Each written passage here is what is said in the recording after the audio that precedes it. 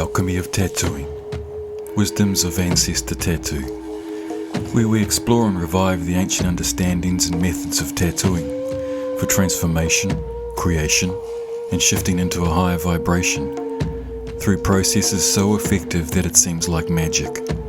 Or is it indeed the true definition of magic?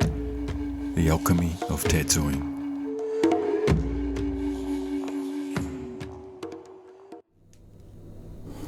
Hi everybody. This episode we're talking about resonance.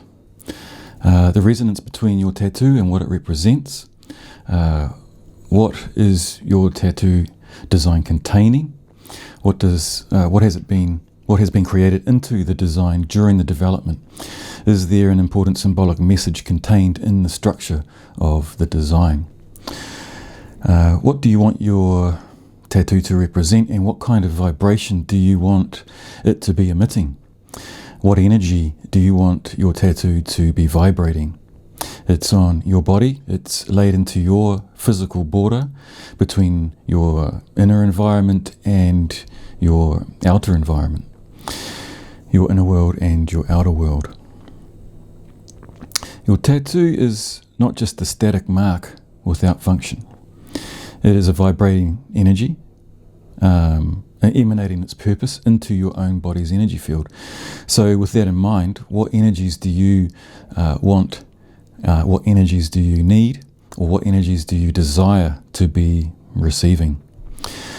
I talked about the energy of shapes and symbols in the previous podcast. So if you haven't heard or watched that one, it would be good to listen to episode 1. Now, there are a few things happening when creating a design, and even more things energetically happening when receiving the tattoo. I'll cover all these later, but first let's talk about the actual shapes involved and the purpose of these certain shapes and what they are in resonation with. So to begin with, if we're looking at shapes, symbols and sigils or patterns, particularly ones that have been used for thousands of years in artwork or carvings or tattoos, anything requiring a symbolic or an energetic meaning. Why have they remained the same, unchanged, for all this time past? Why is part of the protocol of creating these patterns and symbols include ensuring that the pattern, line or shape is correctly represented? Because it has been created to be in resonance with the physical and in many cases spiritual or otherworldly aspect of the thing it's representing. And in doing this, it is pulling or connecting the beneficial vibrational frequency aspect of that thing into you or into your vibrational field. The subtle energy quality communication through resonance based on the law of similarities is found in many ancient rituals in herbal medicine and shamanic practices. The law of similarities introduces resonance, the awareness that different energy systems communicate through the universal energy language of resonance. So when a shape is created or a line of energy is created, similar to the thing it's representing, resonance kicks in. So when two energy systems are in resonance, they exchange energy and information. This happens with shape, color, sound, just like when you have two tuning forks. When you hit one to produce the sound of that tuning fork, the other tuning fork will begin to vibrate and produce sound as well, due to the resonance between the two. Even if they are different sizes, if they are mathematically related because they are the same note, just at a higher or lower octave, the other tuning fork will also vibrate. After this resonance and exchange of energy and information has happened, a vibrational imprint remains. To understand the universal law of resonance, we must first know that everything in the universe is in a constant vibratory state. Those vibrations create a vibratory frequency that can emanate at different speeds. The power of the vibratory frequency is dependent on the molecular structure and elements that make up the object or person. The law of resonance states that the rate of the vibration projected will harmonize with and attract back energies with the same resonance. So, similar to the law of attraction as well. Everything has an energetic signature, and all energy is intelligent and has a vibrating motion and quality of frequency. So resonance occurs when two or more objects share the same vibrational frequency. When one of the objects is vibrating, it forces the second object into vibrational motion. So this is why certain symbols and shapes and patterns have remained the same and continue to be used. And understanding this, we can use this information to create and put together a tattoo design or symbol with purpose and ensure it's in resonation. We can create new ones to fit with the world we live in now and program the vibratory frequencies we need to bring us into balance and well-being. Now, you might be asking, well, that shape or that symbol or that certain thing doesn't look exactly the same. Well, in many cases, it's the energy shape of the thing that has been mapped. The energetic vibrational line present around the object or whatever it is we are wanting to bring into resonance has been seen and reproduced. In many cases, this energetic shape has more power than the actual physical shape of the thing. So if the shaman, tohunga, or druid was creating a symbolic representation of something in the physical world, he or she may have seen the energetic shape around the thing and used that shape to create resonance. So if you can tune in or have the ability to see the energetic vibrational line around something, you can use this shape in the design you're creating today. It's just the same, it's if not more powerful. This mapping of the energy line can be a skill grown through your intuition practice and meditation, fine-tuning and accessing your intuitive abilities is something we'll talk about later. It's a really interesting skill to develop and will help and guide you in so many other aspects of your life.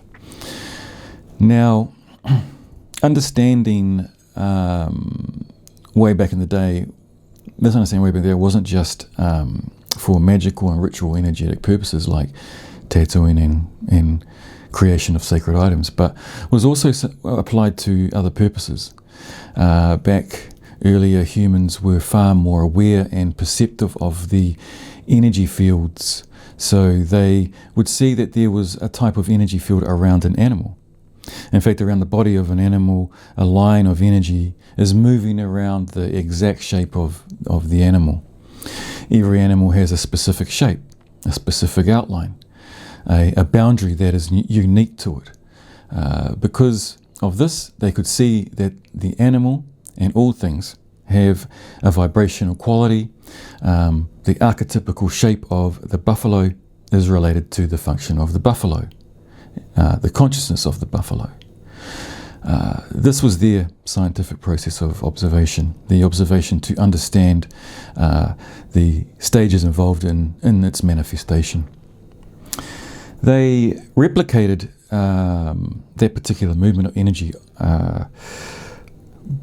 by painting the same movement of energy they had observed moving across the animal onto a cave wall, replicating the energy movement.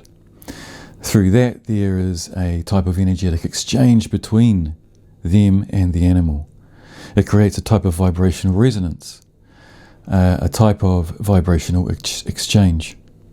This vibrational resonance was said to assist also in hunting, because the replication on the wall was in vibrational exchange with the animal out there. They were creating a connection to it. They would place prints of their hands onto it to create an energetic connection to the animal. They would also replicate the shape of the animal on a piece of wood, put a hole through it and insert another piece of wood so that it would spin and use it as a dowsing rod. They would find which way the rod moved, pointing to the direction to find the animal, and track the animal. Lots of petrified pieces of wood have been found and actually used with great success. These things actually work. These concepts may sound pretty out there, but not only are some of these concepts attributed to scientific evidence and study, and most of them are, but also some of these are understandings passed down orally by elders, sharing their cultural and ancestral history of how things were done. Also through myths and legends. Myths and legends aren't always just made up stories. Many of them are based on factual accounts, but just in a metaphorical way so that they can be easily remembered and passed down through the ages. In a way, they are a symbolic version of the truth of actual accounts. When our myths and legends are decoded, we realize they hold important information and knowledge. So even the words of the legends, myths and stories handed down are holding a vibrational resonance and connect the listener to their inner remembering, triggering and accessing Akashic knowledge. We mustn't just see and accept that all the knowledge we've been taught through mainstream schools and society is truth. In a lot of cases, the knowledge we are taught today is false history. So in many cases we are having to retrace our ancient knowledge to find the truths. Actually, that reminds me of a Rumi quote. The truth was a mirror in the hands of God. It fell and broke into pieces. Everybody took a piece of it, and they looked at it and thought they had the truth. So, yeah, the ancient Egyptians, with their knowledge of the workings of the laws of nature in the plant kingdom, connected them to a higher level where the perfect energy patterns behind the physical forms were seen. Plant archetypes were depicted in stylized art that represented the ideal subtle energy templates of those plants in the physical world. This type of art was a resonating connection which they could draw the harmonizing energy quality into the physical dimension. Tattooed markings on the body were also used by ancient Egyptians to follow the evolution of archetypical patterns and proportions in the human body, as well as for therapeutic purposes. There's an ancient Egyptian papyrus in the Turin Museum in Italy that shows these kinds of tattoos on the bellies of women that were related to showing the detailed pattern in the change in shape during pregnancy. So imagine these tattoos and the energy produced by them assisting in the development during pregnancy and the delivery. Now, the same understanding of resonance works in connection to non-physical realms as well. Tohunga, shamans and druids also recorded and reproduced patterns and symbols seen during vision quests and their otherworld journeys. Replicating them here in this realm created a continued communication to the otherworld or spiritual realm. So they would reproduce the patterns and symbols they saw in their vision quest or journeys into the other world, onto the walls or into their tattoos, to bring into resonance the healing or otherworldly beneficial aspects, to connect the otherworld energies to this world, bringing the two into resonance. Okay, so there are so many symbols and patterns and designs that have been used unchanged throughout all cultures through millennia. And we now understand that they have resonating purposes to assist in connecting us to those energies. Let's take the spiral for an example. Why has the spiral been such an important and widely used symbol? The spiral is the symbol of the universe, the cosmos, and the forces of creation. It is a symbol of spiritual development and identity with the universe.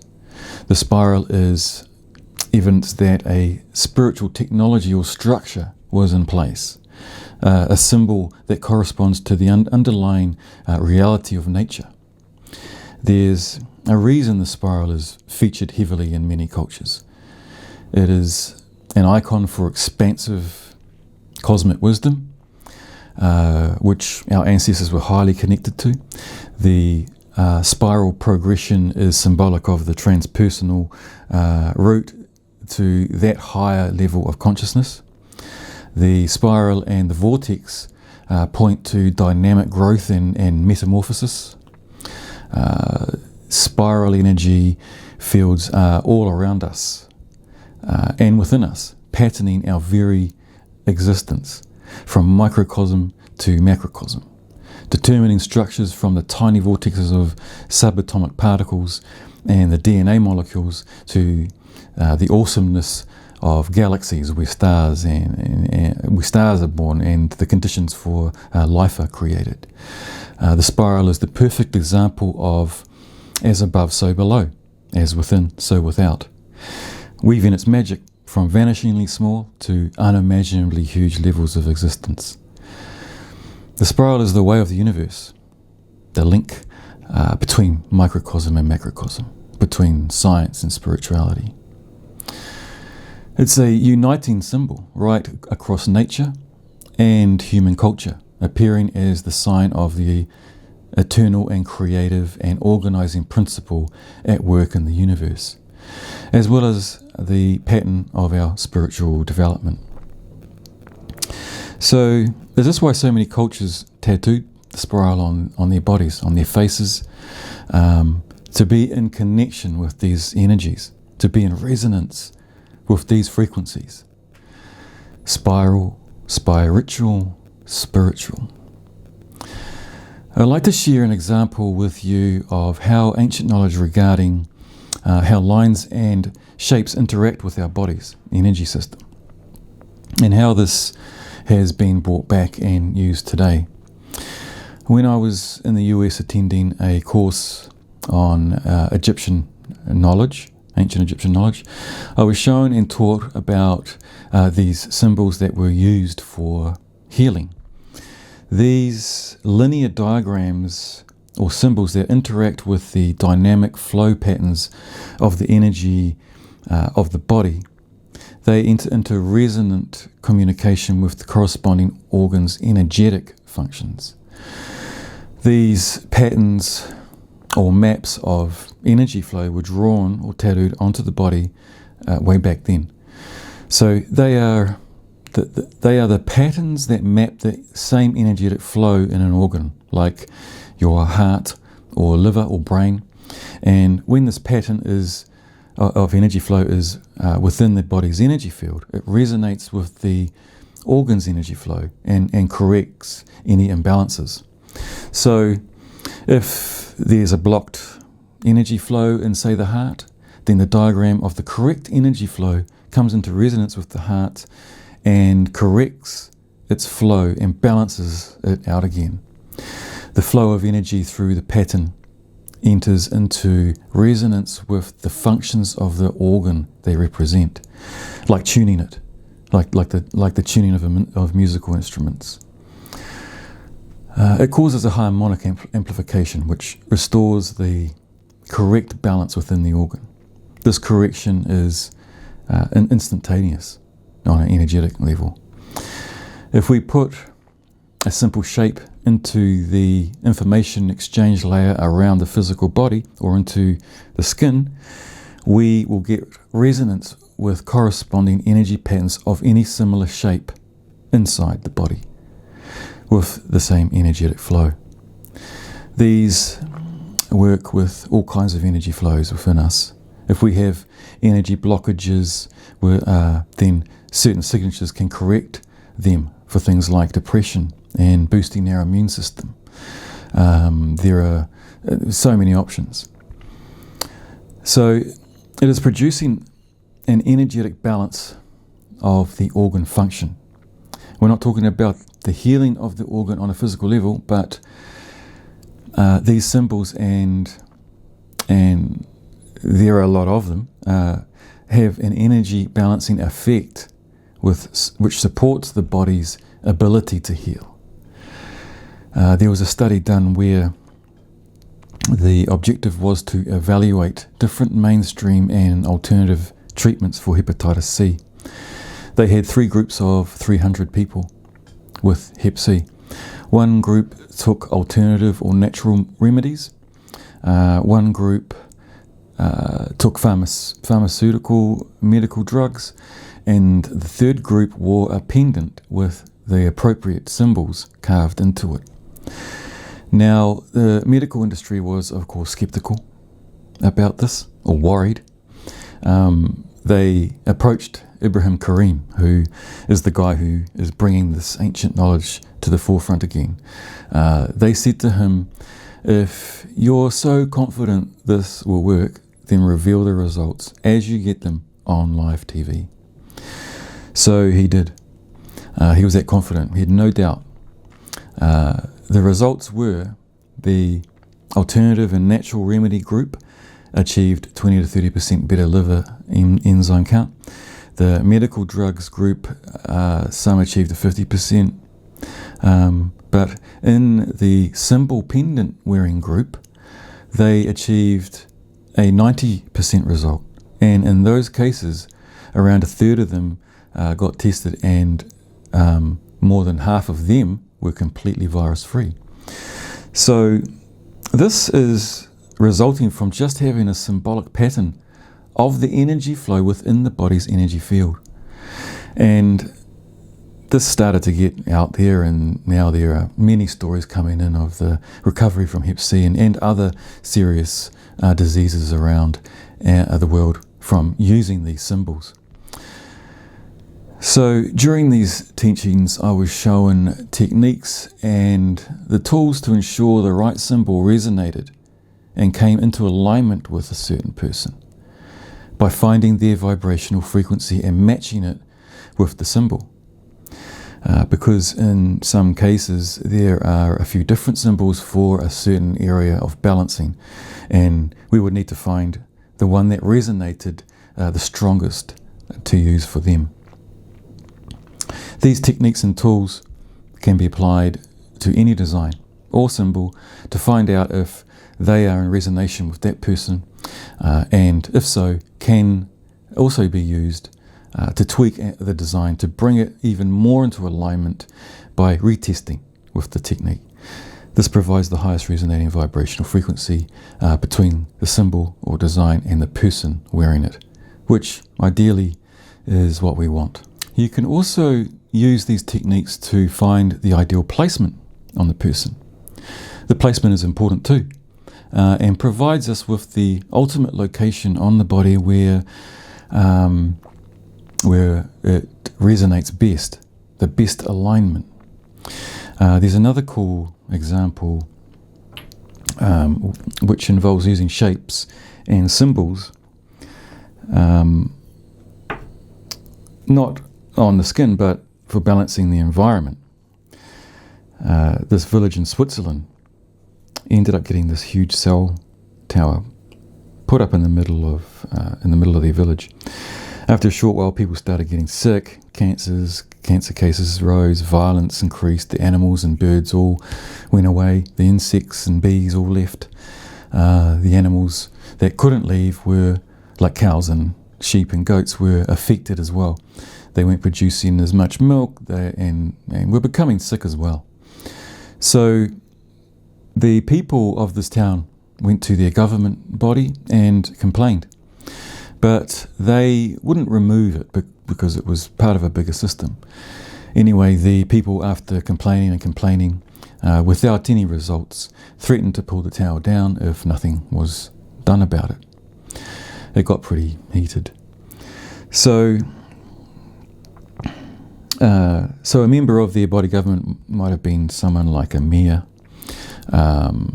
He had heard of Ibrahim Karim and the work he was doing with shapes and neutralizing detrimental energies and bringing balance back to the environment. He contacted him and asked if he could help, and he said absolutely, and went there and placed certain symbols and shapes in certain places on the tower and around the town. This ended up neutralizing the EMFs, the electromagnetic frequencies that are detrimental to the surrounding environment and us. As soon as he did this, the animals started coming back. The birds and bees returned. People got better, and there was this harmony return to the town. After this, other towns and villages throughout Switzerland who had these towers got the same things done, and things went back to normal for them as well. So just sharing that with you as evidence that shapes and lines and symbols can have a profound effect on the environment and the human body. What lines and shapes and symbols are we putting onto our bodies, into our skin? Are they detrimental or are they beneficial? Interesting to think about. What are we choosing to resonate with? What energies are we pulling towards us? What frequencies are we wanting to be in alignment with? All these are questions we can ask ourselves when we are stepping towards marking our bodies with meaningful purpose.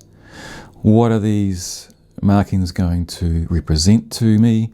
To wear and walk with these markings? Am I ensuring I am in resonance with them? Am I placing certain patterns or images on me to assist in healing? To push me through trauma I carry? To bring about balance? Emotionally, physically, spiritually? Am I finding strength or courage? Am I finding calm and patience? Am I at a stage in my life or my journey that calls for or requires a form of initiation into the next stage? Initiation was an important aspect to our ancestors. Important stages in life were marked with initiation to cement the transition from one stage to another, acknowledging yet letting go of and moving on to the next stage was necessary for proper and successful growth. Initiation was ritual to ensure the energies were addressed in the correct manner and your frequencies raised to match the new level of being.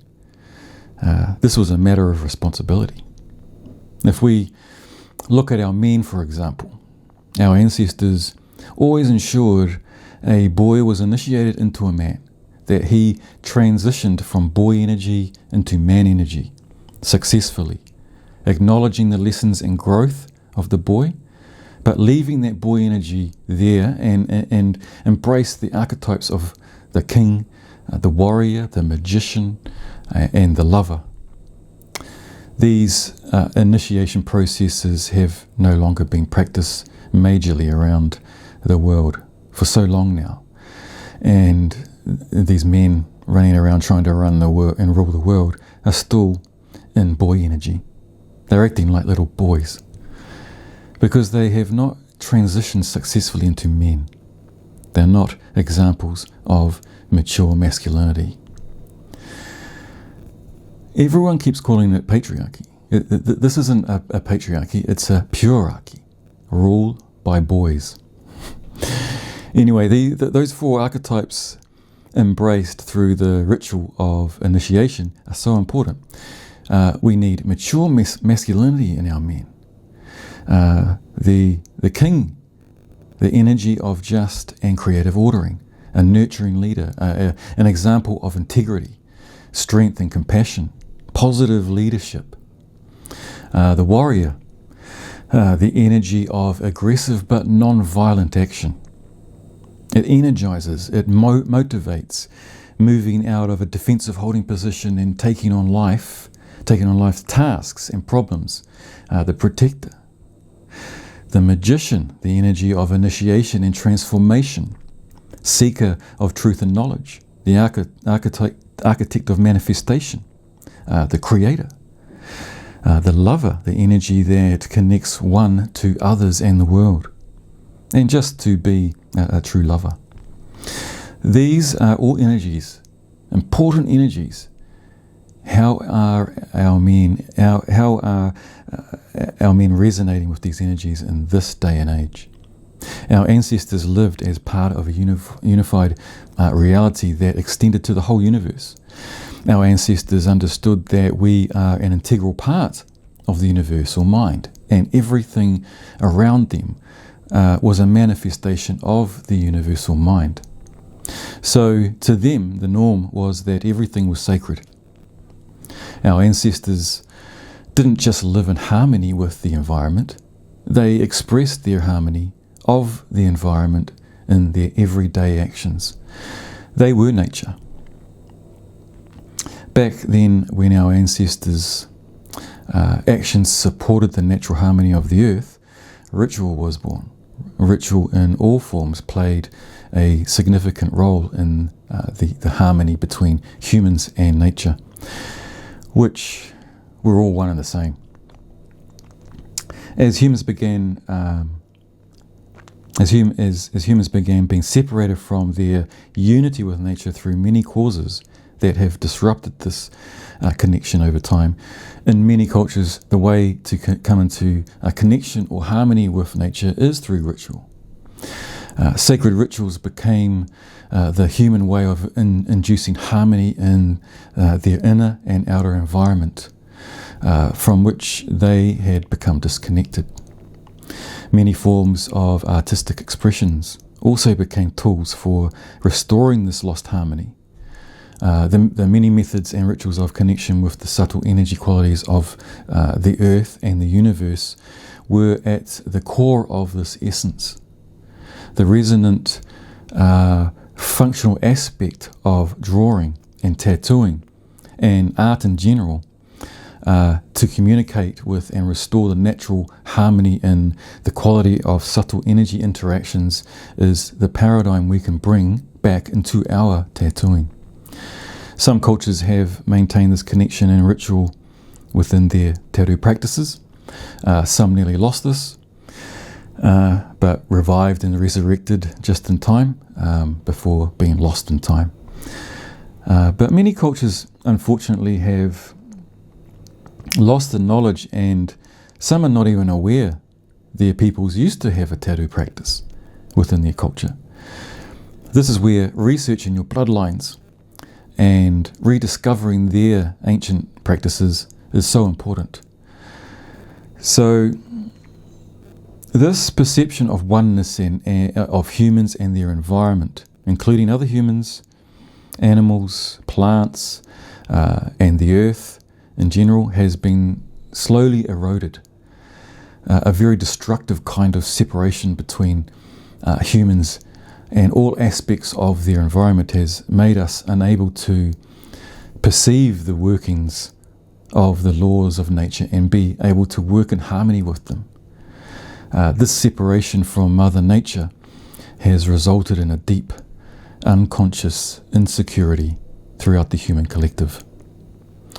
So, for the future of humanity to heal and come back into balance with the earth, to come back into alignment and resonate with nature and the universe, we need to begin thinking about and applying some of these processes to be conscious of all of this again. Resonating and reconnecting to nature in ways like wearing symbols and patterns on us that pull our vibrational energetic frequency into alignment with the aspects of nature and the universe is a potent way of healing and connecting. This is ancient medicine of the energetic kind, vibrational resonance. The knock-on effects of this is when one human is in vibrational balance with nature and the universe and is in this healed condition, anyone that comes into the energetic field of that person is also subtly affected. This could be all that is needed to trigger that other person onto a path of awakening and consciously walking a path of energetic healing. So much positive uplifting can come from applying these understandings into our lives and into our tattooing processes. So that's why I'm going to leave it there for that one today. Have a think about that. There's a bit to think about there. And tune into my next podcast. I'm going to be talking about energetically imprinting your tattoos or your symbols or whatever you're creating. That'll be interesting. So tune in. Thanks for listening again. Thanks.